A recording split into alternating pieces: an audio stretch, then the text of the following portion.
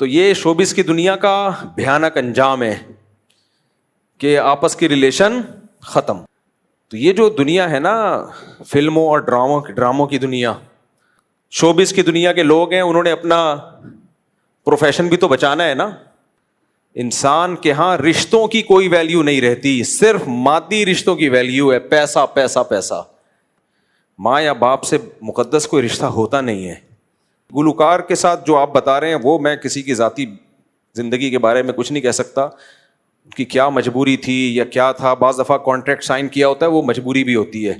وہ جو آپ نے ایگریمنٹ کیا ہوتا ہے وہ پھر آپ کو کسی کی موت پہ پیچھے ہٹنے نہیں دیتے ہیں. مفتی طارق مسعود کے بیانات کے لیے مفتی صاحب کے آفیشیل چینل مفتی طارق مسعود سپیچز کو سبسکرائب کریں. پچھلے دنوں ایک گلوکار کے والد کا انتقال ہوا, لیکن اگلے ہی دن وہ گلوکار گانے کے فنکشن میں معمول کے مطابق گانا گا رہے تھے. ہمارے لوگوں میں بہت سے لوگ اس کام کو سراہ رہے ہیں اور اسے پروفیشنلزم قرار دے رہے ہیں. شریعت کی نظر میں اس کا کیا حکم ہے؟ اب کوئی گلوکار کے نام لے کے تو میں کسی پہ رد نہیں کر سکتا بھائی, کسی کا پرسنل معاملہ ہے. ان کا اپنے ابا سے کیا تعلق تھا کیا نہیں تھا وہ جانے. لیکن جنرلی ایک بات میں نے آج بیان میں بھی تذکرہ کیا کہ جو مادہ پرستی کا دور ہے اس میں ریلیشن ختم ہو رہے ہیں اور ہر برائی پہ اچھا لیبل لگا کے اس کو سوسائٹی میں پروموٹ کیا جاتا ہے. ماں یا باپ سے مقدس کوئی رشتہ ہوتا نہیں ہے. تو وہی بات ہو جائے گی وہ جو میں نے بتایا نا, کینیڈا میں 35 سال پہلے ایک آدمی کہتا ہے وہ انگریز خاتون آئی ہوئی تھی, اپنے شوہر کی ڈیتھ تھی تو ڈیڈ باڈی کے لیے سائن کرنے کے لیے ہاسپٹل میں گئی ہوئی ہے فل تیار, اور کہہ رہی مجھے آفس کی دیر ہو رہی ہے. اسی رات اس کے شوہر کی ڈیتھ ہوئی ہے.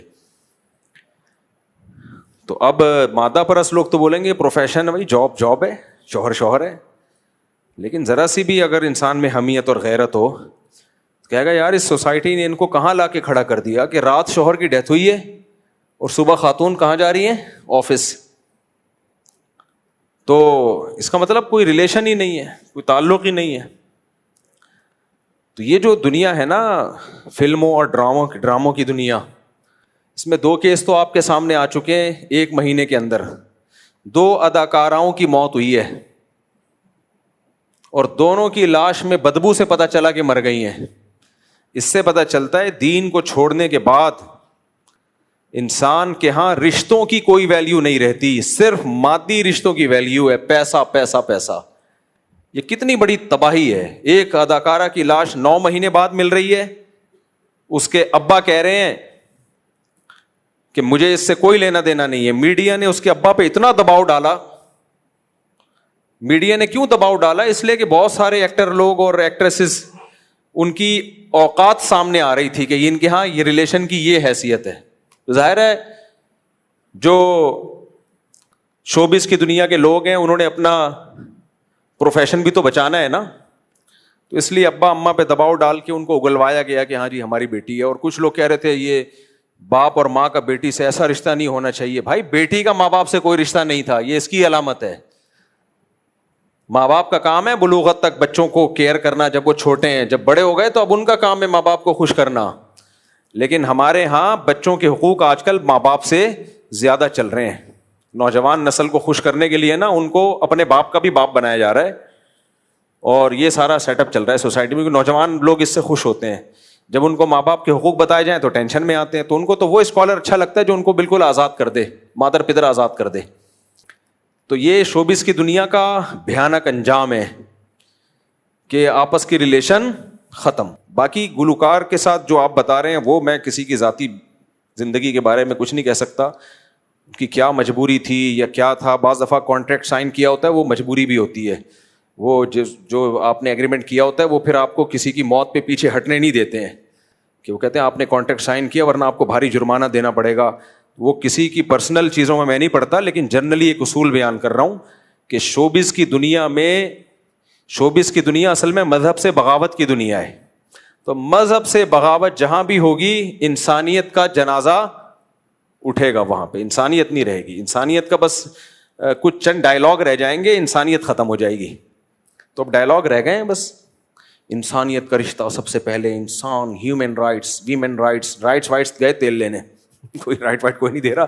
رائٹس کے انگریز تھوڑی بیوی کو حقوق دیتا ہے. ویمن رائٹس پہ تقریریں کروا لو انگریزوں سے. ویمن میں بھائی وومن میں تمہاری اماں پہلے ہے. کوئی رائٹس ہیں اماں کے؟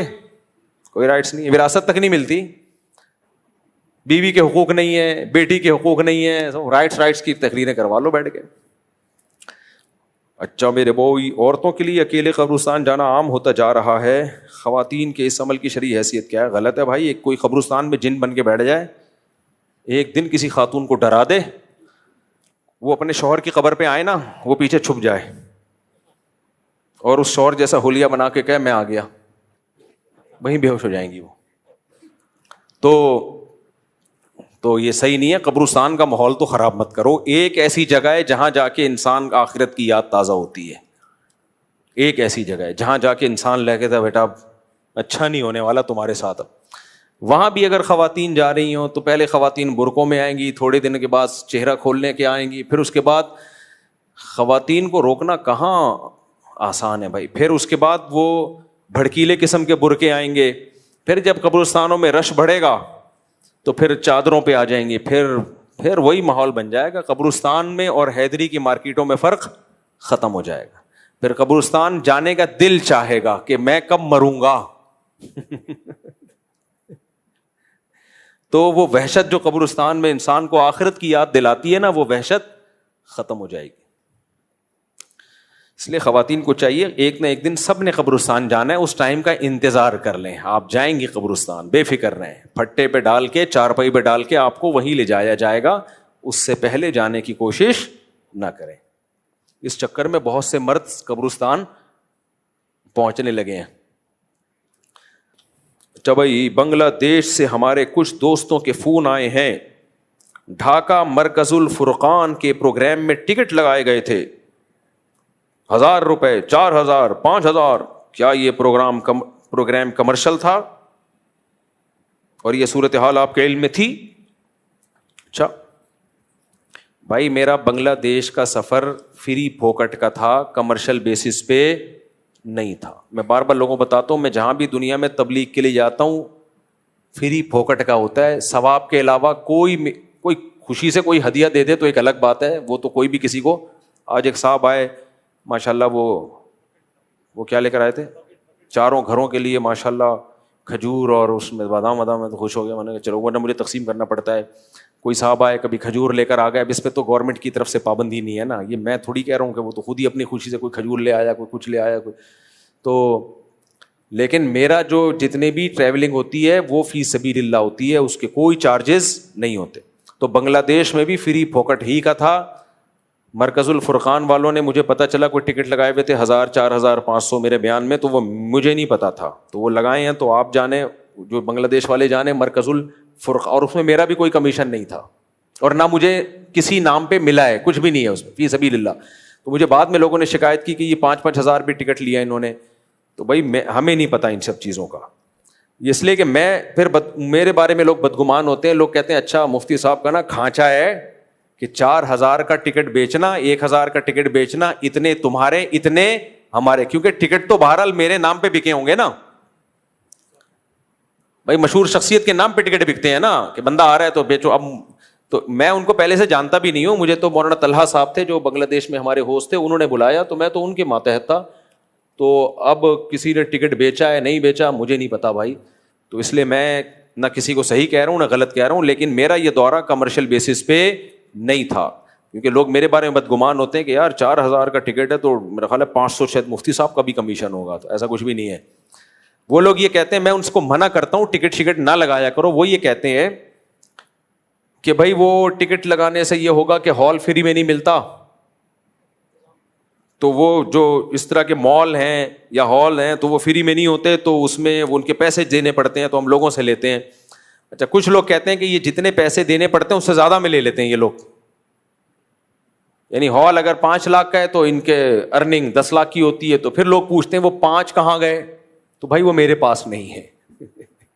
کچھ نے کہا یہ ہال 20 لاکھ میں بک ہوا اور ٹکٹ بکے 40 لاکھ کے.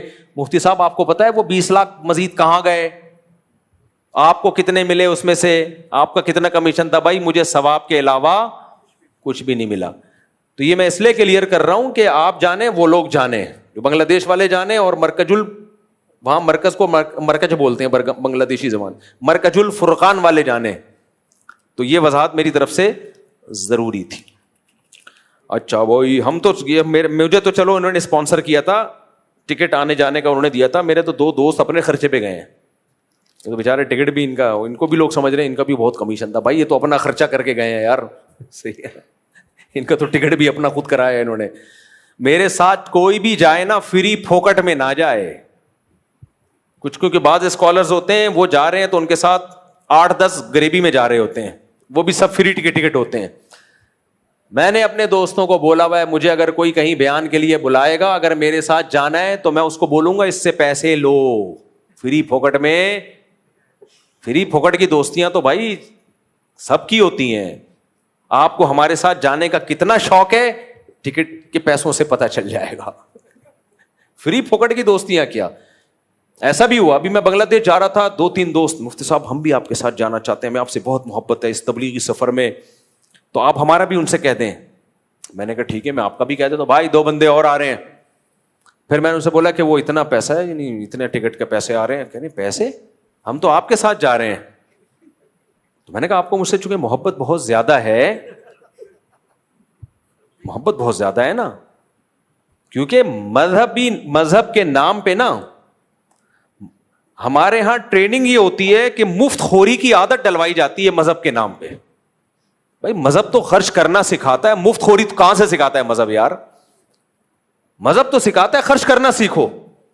مفت خوری کی عادت یہ مذہبی لوگوں کا کام نہیں ہے. اگر کوئی ہے تو اس کا مطلب وہ مذہبی ہے نہیں. آپ کیسے پھر صاحب خود ٹکٹ بھی اپنا ہی خود ہی کر لیتے.